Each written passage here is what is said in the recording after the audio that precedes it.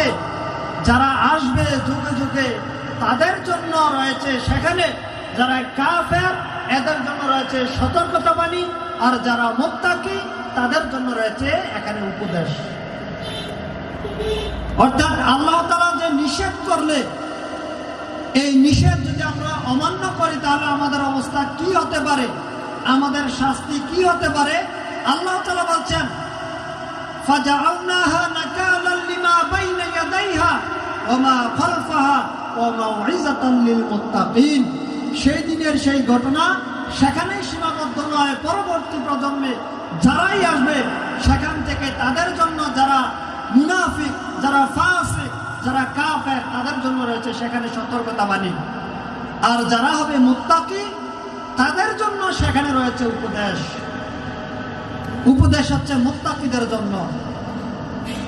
আল্লাহ সুবহানাহু ওয়া তাআলা এভাবে করে কুরআনুল কারীমে অনেক আয়াতের মধ্যে হারাম সংক্রান্ত বা আল্লাহ যেগুলো নিষেধ করেছেন এগুলা থেকে বিরত থাকতে বলেছেন। যদি বিরত না হয় আল্লাহ তাআলা বিভিন্নভাবে শাস্তির কথা উল্লেখ করেছেন। সূরা ফুরকানে আল্লাহ সুবহানাহু ওয়া তাআলা বলছেন কয়েক শ্রেণীর লোকের কথা। তার মধ্যে এক শ্রেণী হচ্ছে যারা শিরকে লিপ্ত, তারা আরেক শ্রেণীর লোক হচ্ছে যারা মানুষকে হত্যা করে অন্যায়ভাবে, আরেক শ্রেণীর লোক হচ্ছে যারা জিনা ব্যভিচারে লিপ্ত। এই কয়েক শ্রেণীর লোকের কথা উল্লেখ করে আল্লাহ সুবহানাহু ওয়া তাআলা বলছেন যে এদেরকে আল্লাহ সুবহানাহু ওয়া তাআলা দ্বিগুণ শতগুণ শাস্তি বৃদ্ধি করবেন।